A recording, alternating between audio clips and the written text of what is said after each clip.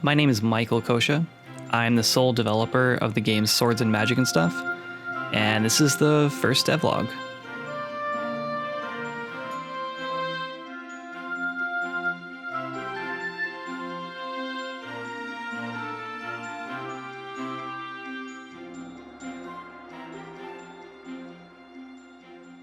On October 5th, 2017, I opened up Unreal Engine and I started a brand new project. I think I named the project Adventure Platformer. It was the very first time I decided I was going to take a game project serious, at least a 3D one. I've been making indie games for quite a while, just 2D things in an engine called Stencil, and before that was RPG Maker. A few months prior, I just graduated from college with a bachelor's in game art. So I had some experience with making 3D models, primarily hard surface stuff, but I'd done some character art, some rigging, some animation, a little bit of everything. So I decided that a 3D project would be not a terrible waste of my time. I thought I could maybe pull it off.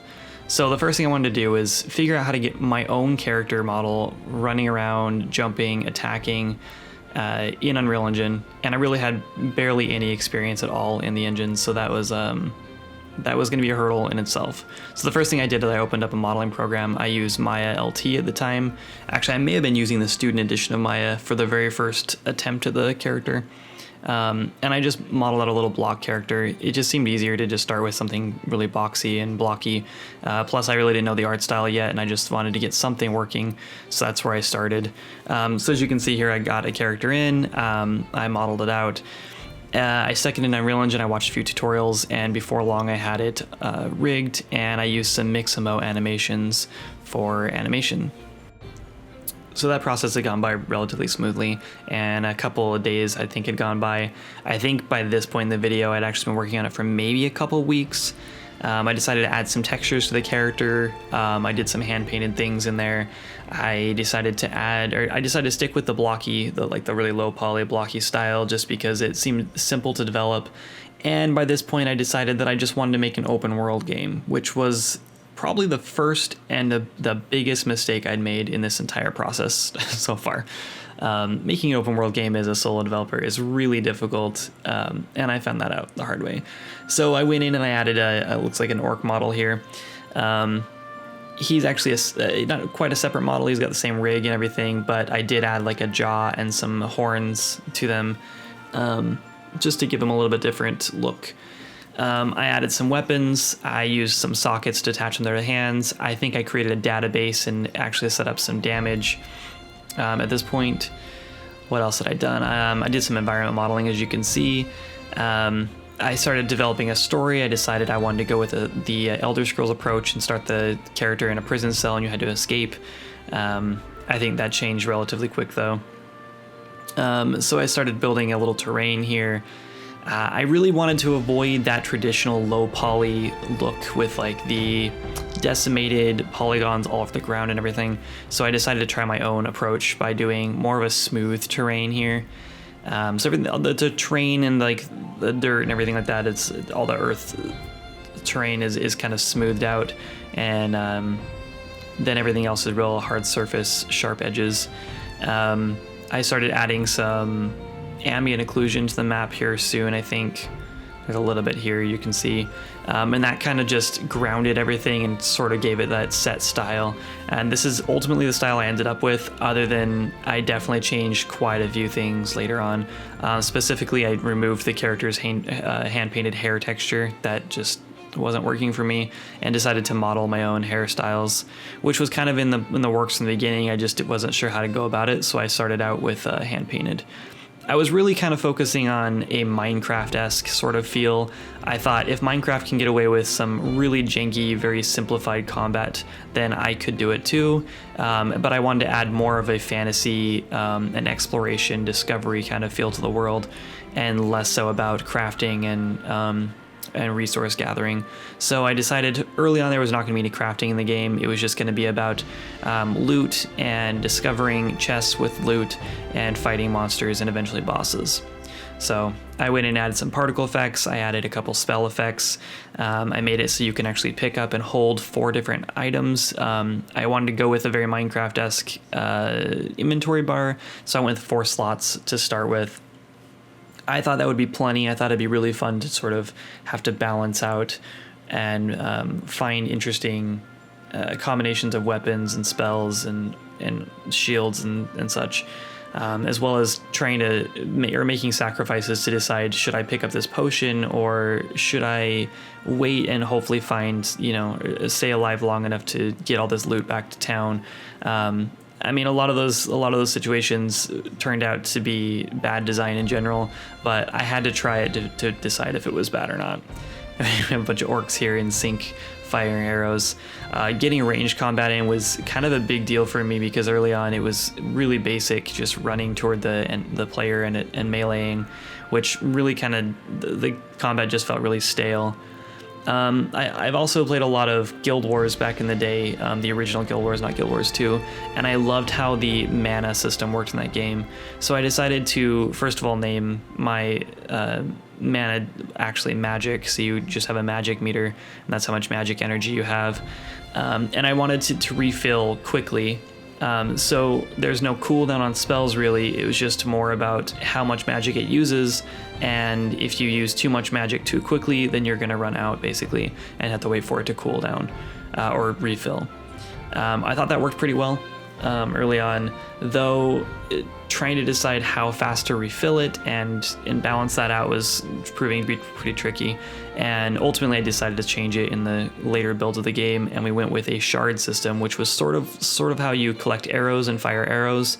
It works the exact same. You just collect these magic shards, and you actually like expend those to cast spells.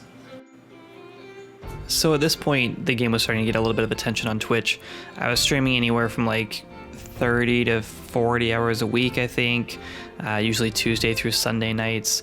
I'm a stay-at-home dad, so I really can't work during the day very much, so I usually stream late at night, which happened to catch most of the Europe audience, which is kind of cool. Yeah, so one big issue I was running into at this point was really I was kind of running out of money. I had a very small budget for the game. I was kind of just making everything myself, but I really did want to pay for sound effects because I just can't pull off quality sound effects. I just don't have the experience. So a big thing I needed to work on was how to monetize my development process. And since I was already streaming, I decided I really should be working on donations and donation goals and things like that. So I was kind of doing that already, but at this point I decided it would be a good idea to sort of try to engage my audience a little better and also try to, earn some money in the process. So the best thing I could think of was, instead of asking for money for, to pay for a bill or to, buy lunch for the week, I decided to ask for money for donation goals or for features. So I compiled a list of features that I would like to put in the game, but I'd already kind of classified as feature creep ideas, things that the game really didn't need, but would have been really cool in the game anyway. Some of these things were pets, mounts, fishing, farming, player-owned houses, all kinds of stuff that a lot of games like to toss around as features, but many of those things just end up adding on so much development time that it's not worth even doing. They just end up bloating the game sometimes. But in an open world game like this, I just thought there needs to be a lot of stuff to do, not just running around fighting enemies. So I decided to give it a shot. So what I really did is I ultimately decided that I would put up, instead of a donation goal for $100 for a sound pack or a sound effects pack, or a royalty-free track I could purchase, I decided I'd just put up $100 and say pets or mounts or whatever. So I think the first one I put up was actually for pets, and I think it was actually $80, not $100, just because I thought that was a crazy amount of money, and I figured no one was gonna be interested. And it turns out that like the very first day it went up, one viewer came in and knocked it out of the park. They finished the whole goal in one donation, and I was really shocked. I was I was seriously overwhelmed by just how much support people were willing to give just a little indie game. You know, I'd never really been streaming on Twitch before. I'd never tried streaming games or anything, so I didn't know what to expect, but it was just crazy to me how many people were just interested in the game, and so much so that they were willing to donate, you know, like huge quantities of money to see new things in the game and just help support development. And that was crazy. That was really cool to me. So, yeah, I really appreciate all the support that I've been given through Twitch. However, I want to point out also, because I know a lot of devs try going to Twitch, and I have to say that I was very lucky to get that many viewers. I was pulling in about 40 to 60 viewers a night once I started getting rolling, probably a couple months into streaming. And that's pretty good, I think, for a developer. There's a few more now that, you know, like development's kind of, I don't know, game development's sort of a weird niche in Twitch right now anyway. But to be honest, and I want to keep this completely transparent since this is a devlog, I think I calculated out, and I think I was making roughly $3 per hour on stream, and that might be a little bit a little over the top, actually. It might not have been that much. I think it was like 2 something.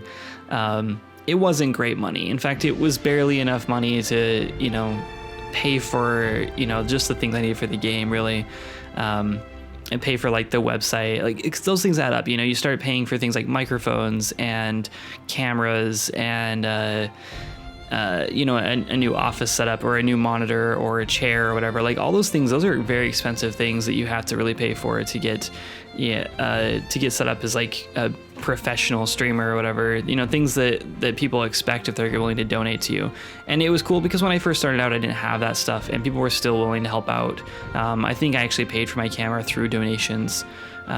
Because people were wondering why I didn't have a webcam, and it was because I couldn't afford one. And so, you know, they would donate and give some money, and that was really nice. It was cool being able to pay for that kind of stuff while making games, because I'd never been able to make money doing anything I loved before. So that was a pretty cool experience. But yeah, again, it's never made me enough money to, you know, consider myself a real game developer, or like a professional game developer, I guess. So anyway, thank you guys so much for watching. I hate to cut this short, but we're up on like 12 minutes now, I think. Yeah, 12 and a half minutes, which is a bit for one devlog, I think. So right after this, I did release an alpha. I say we because I'm so used to talking about my Twitch viewers and me as like a team, because they're really supportive, and it helps a lot to feel like you have someone on your side, or on your team. Anyway, so I think that I'm going to do a part 2 sort of that covers the alpha, the pitfalls and, you know, the triumphs of alpha. And I'm also going to go over how I basically hired and then fired a programmer within about 6 months, right after that alpha. And then again, I'll probably go over how I restarted the game twice in that time frame, from scratch both times. So if you want to hear the dark times of this game's development, that's definitely the next episode. So stay tuned, and I hope to catch you on the next one. Thanks again for watching. Bye.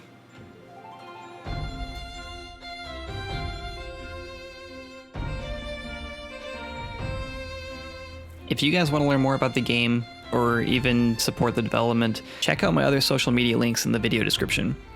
You can like, comment, subscribe, head over to Twitch to watch live development and ask all your burning questions in real time, or even join the Discord. I'd love for you to be part of our community.